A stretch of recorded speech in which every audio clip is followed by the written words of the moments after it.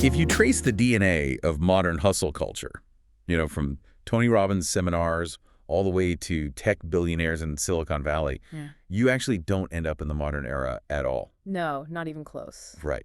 You end up looking at this dusty 87-year-old study commissioned by a steel magnate. It is a wild realization when you start connecting those historical dots. You realize the frameworks we use today they were mapped out almost a century ago. Yeah, and today we are doing a deep dive into a source that breaks down that exact map. We're talking about the 1937 classic, Think and Grow Rich by Napoleon Hill. Which is such a legendary text. It really is. But to you listening, let's be super clear about this. This isn't just some vintage self-help book with nice quotes. Right, it's way more empirical than people think. Exactly. This text is the result of a 20-year study commissioned by Andrew Carnegie, who was, essentially, the Elon Musk or Jeff Bezos of his day. And Carnegie had Hill interview over 500 of history's wealthiest people. We're talking about the absolute titans here. Thomas Edison, Henry Ford, John D. Rockefeller. Yeah, the heavy hitters. And the mission of this deep dive is to move way past those surface-level inspirational quotes you see plastered all over social media. Okay, let's unpack this. We're going to dissect how the ultra-successful actually wire their brains and how you can apply these exact same repeatable patterns to whatever you are building right now. Because that is the true value of Hill's work. I mean, it's not about mimicking their specific late 19th century businesses. You're not going to go out and start a railroad today. Probably not the best startup idea right now. No, definitely not. It's about replicating their cognitive and behavioral frameworks, which are entirely timeless. So let's start with the absolute foundation. The source material points out that the bedrock of all achievement isn't just having, like, a nice wish or a vague preference for success. Right. A wish does nothing. Exactly. It requires a burning, obsessive, crystal-clear desire for a highly specific outcome. Now, you listening have probably heard the classic story of Edwin Barnes. Remember the Edison story? Yeah. He's the guy who showed up at Thomas Edison's laboratory with zero money, literally no connections, and absolutely no technical skills. But he possessed this obsessive desire to become Thomas Edison's business partner. And I want to emphasize that not his employee, his partner. Which is just wild. Oh, to anyone else in that laboratory, it sounded entirely delusional. Right, because he ends up taking these menial entry-level jobs at the lab. Just sweeping floors, literally doing whatever is asked of him for years. Yeah, years of just sweeping. Most people know the surface of that story, that he eventually became Edison's exclusive sales partner for the Ediphone dictating machine and, made a fortune. But what I really want to dig into is the mechanism. Why didn't he quit? That's the real question. I like to think of this definiteness of purpose like a magnifying glass. If you hold a magnifying glass over a pile of dry leaves, nothing happens if you keep moving it around. You're just scattering the sunlight. Right, it just warms up the leaves a bit. Exactly. But if you hold it perfectly still, focusing all that light into one tiny, intense beam, it gets hot enough to start a fire. But holding that glass still takes exhausting conscious effort. Eventually, your arm gets tired. It always does. So how did Barnes keep that beam focused for years while sweeping floors without burning out? We're clearly not just talking about toxic positivity here. What's fascinating here is the underlying cognitive mechanism. Why does that magnifying glass approach actually work biologically? Because Hill isn't talking about magic here, he's talking about directional energy. Directional energy, I like that. Yeah, when you have a singular, highly specific goal that you are borderline obsessed with, it physically changes a part of your brain called the reticular activating system, or the RAS. Okay, let's define the RAS for the listener quickly, because that's crucial. It's basically a bundle of nerves at our brainstem that filters out unnecessary information, right? Exactly. I mean, your brain is bombarded with millions of bits of information every single second. If you processed all of it consciously, you'd go crazy. You just short circuit. Totally. So the RAS acts as a bouncer for your conscious mind. It only lets in information that it deems vital to your survival or vital to your deeply programmed goals. Oh, wow. So you literally program the bouncer. Yes. When Barnes set that obsessive, definite purpose to be a partner, he calibrated his RAS. Suddenly, a passing comment from Edison, a discarded blueprint, a shift in the lab's social dynamics, things that an ordinary floor sweeper would just ignore. They lit up like neon signs for him. Exactly. His baseline creativity and pattern recognition were entirely hijacked by his goal. He wasn't blindly sweeping floors, he was scanning his environment with a highly tuned radar, waiting for the exact moment to pitch himself. So the burning desire literally changes what you are capable of seeing in your environment. That is incredible. Yeah. But here's the problem. A clear burning desire provides the initial spark, but holding that magnifying glass perfectly still takes an exhausting amount of conscious willpower. It really does. You face rejection, you face setbacks, and eventually conscious effort fails. So how do the ultra-wealthy keep the fire burning when doubt inevitably creeps in? Well, they stop relying entirely on their conscious mind. They shift the heavy lifting to the subconscious. And the source material dives into Hill's concept of faith to explain this. Now, to be completely clear to you listening, Hill's definition of faith is not about religious belief. The source defines this kind of faith as a deliberately cultivated state of mind. It's an active programming process. Because the subconscious mind has a very specific programmable flaw or feature, depending on how you use it. Feature, yeah. It actually does not distinguish between a real physical experience and a vividly imagined experience. Wait, really? You can't tell the difference? Nope. Whatever you repeatedly feed into it with intense emotion, it accepts as absolute truth. And once it accepts a premise as truth, it works tirelessly to manifest that reality through your intuition and your micro-decisions. Wait, I have to push back here. Is this where we cross over into magical thinking? Because a lot of people hear a title like Think and Grow Rich, and they assume they can just sit on their couch, close their eyes, vividly visualize $1 million in their bank account, and poof, the universe delivers a giant novelty check to their doorstep. Oh, I'm so glad you brought that up because it is the most common misconception of Hill's work, and it entirely misses the point. Okay, so clear that up for us. Thought alone does not create wealth. Sitting on your couch visualizing does absolutely nothing if it ends there. Thought, combined with absolute belief, combined with massive action, is what creates the result. Massive action being the key there. Yes. What visualization and affirmations actually do is create an extraordinary, self-sustaining psychological feedback loop. So if thought alone doesn't work, there must be a mechanical feedback loop happening. Is it that programming the subconscious lowers the friction of taking action, and then the action proves the belief? That's exactly the mechanism. When you program your subconscious to genuinely believe a goal is inevitable, you drastically lower your baseline fear of failure. Because the bouncer already thinks it's true. Exactly. And because the fear is gone, you take much larger, more decisive actions than a normal person would. Those bold actions generate new, real-world results and feedback. Right. And since your RAS is now filtering for success, you process that feedback not as failure, but as valuable data. That data reinforces your belief even further, which prompts even bolder actions. It's an upward spiral. Ordinary thought patterns can't produce that kind of momentum because they are constantly interrupted by hesitation. You take one step forward, your conscious mind whispers, what if this fails? And you lose all your kinetic energy. Precisely. You are intentionally rewriting the default survival code of your brain, which is wired to avoid risk, and replacing it with code that aggressively seeks opportunity. Okay, so the subconscious is the engine, and the belief provides the momentum. But an engine still needs raw material to actually generate value in the marketplace. And this is where the source brings up a deeply counterintuitive point. Being generally smart, or having a vast general education, is fundamentally flawed when it comes to wealth creation. In fact, it was often a massive distraction. Yeah, the source makes a sharp distinction between general education and specialized knowledge. It argues that general knowledge, no matter how vast it is almost completely useless for acquiring wealth. Which is tough for a lot of people to hear. It is. But we see this play out constantly today. Universities produce millions of graduates with incredibly broad educations who then struggle endlessly to monetize what they know in the real gig economy. Because the free market doesn't pay for general awareness. It pays a premium for highly specific solutions to highly specific problems. Exactly. Wealth comes from specialized knowledge. It is about going in an inch wide and a mile deep. You have to become totally indispensable in one specific area. Take Henry Ford. Yes. Perfect example. The man had very little formal education and was famously mocked by the intellectuals of his day for his lack of general knowledge. Right. They put him on the witness stand in a trial once and tried to humiliate him by asking him basic history questions, which he couldn't answer. He had no idea. But Ford understood perfectly how to organize and apply specialized knowledge. He didn't need to know the history of the American Revolution. He needed to know how to build a V8 engine. And even then, he didn't need to know how to build it himself. Oh, that's a good point. He just surrounded himself with the absolute best experts in engineering, supply chains, and materials.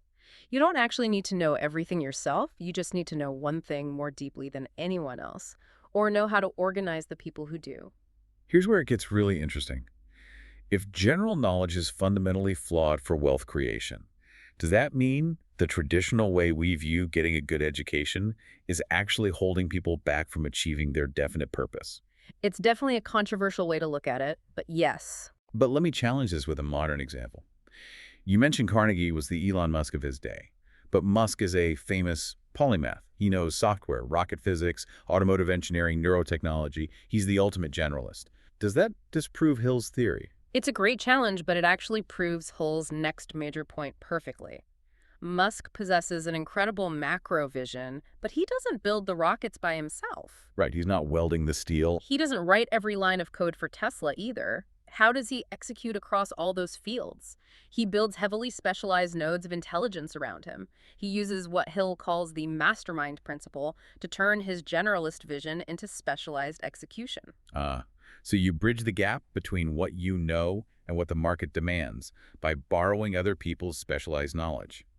The source defines the mastermind as the coordination of knowledge and effort between two or more people working toward a definite purpose. And the terminology Hill uses is critical here. Working in harmony is the key phrase. Yeah, when you just hire an employee, you get their labor.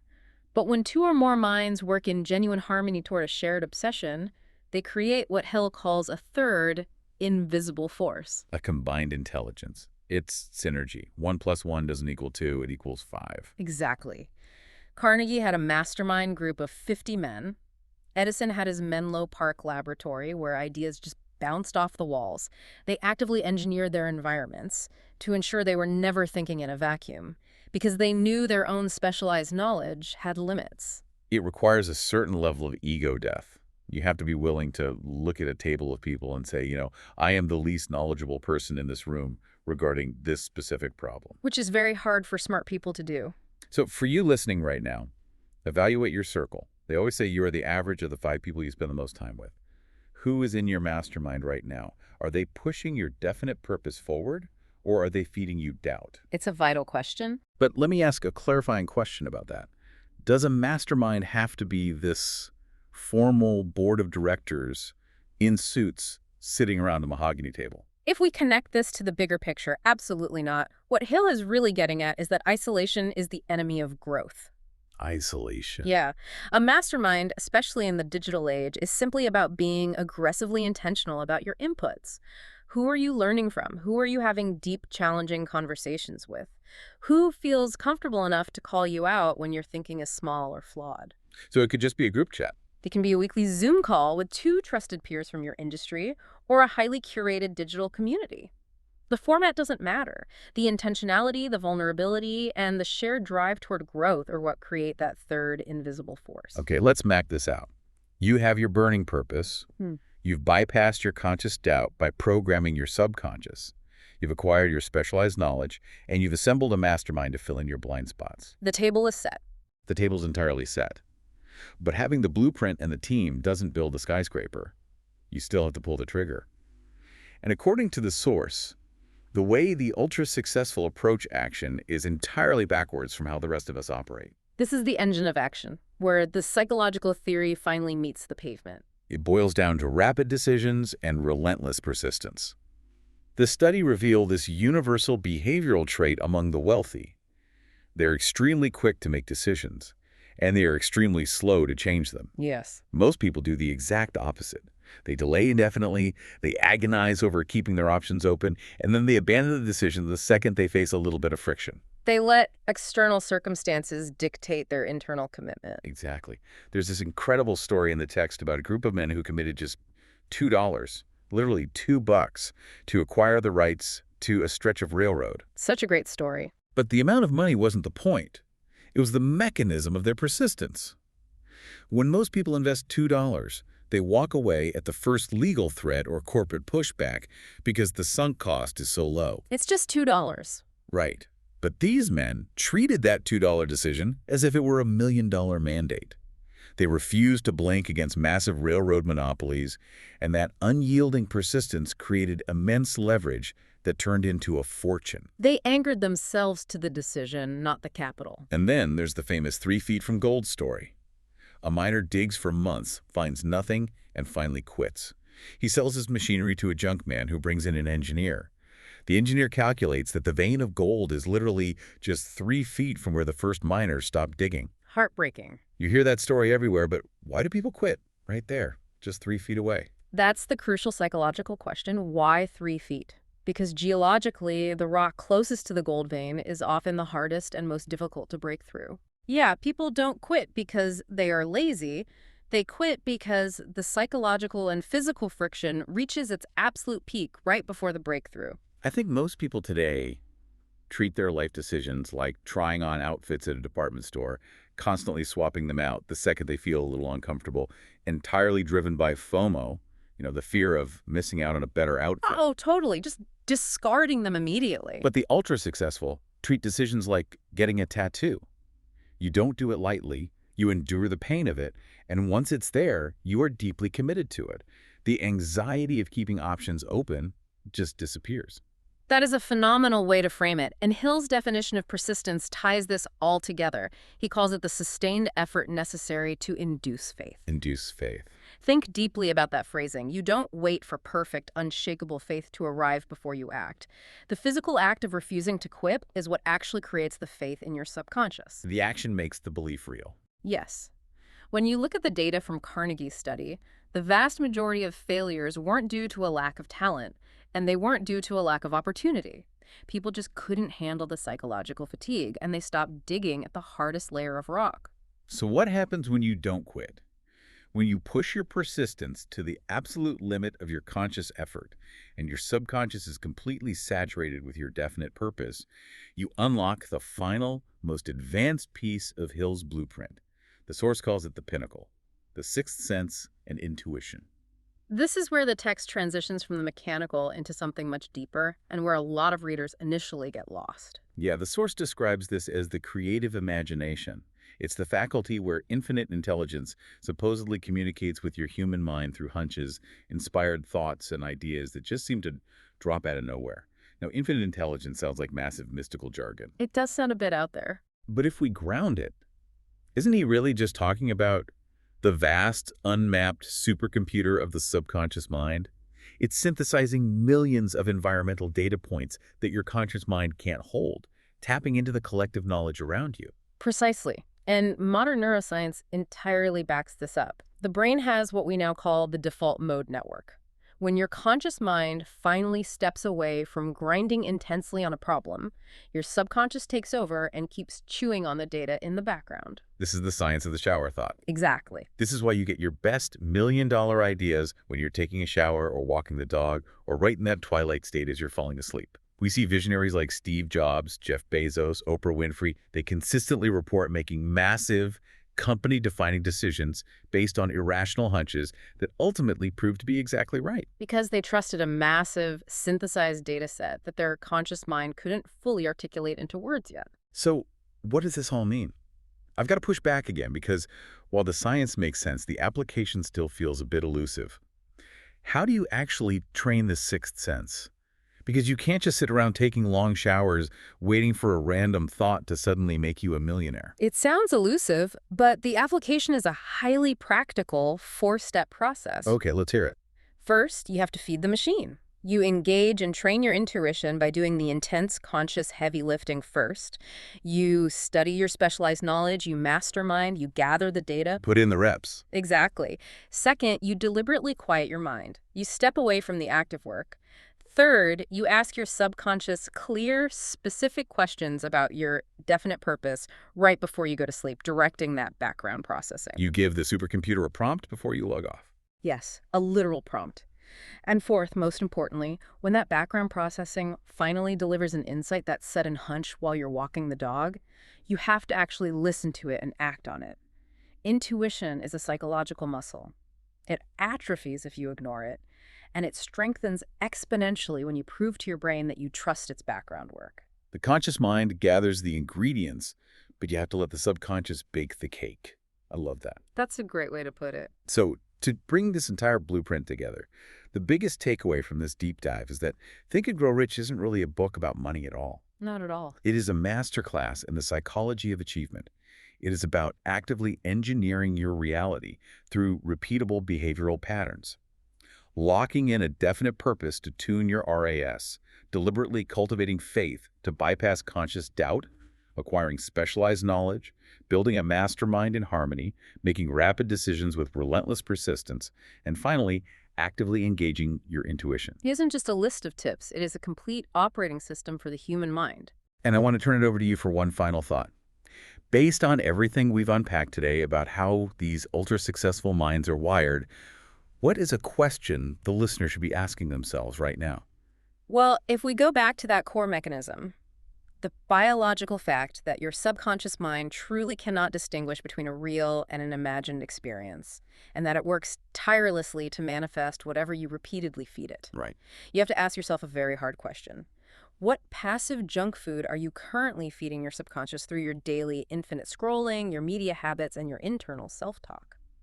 And based on that specific diet, what kind of reality is your subconscious secretly building for you right now? Man, that is a heavy concept to sit with. Are you feeding it the complex, demanding blueprints for a skyscraper, or are you feeding it the cheap blueprints for a shack? Because either way, it is building something. It never stops building. For you listening, share this deep dive with someone who is trying to build something great in their own life. You've seen the architectural blueprint now, but the foundation doesn't pour itself. The work starts now.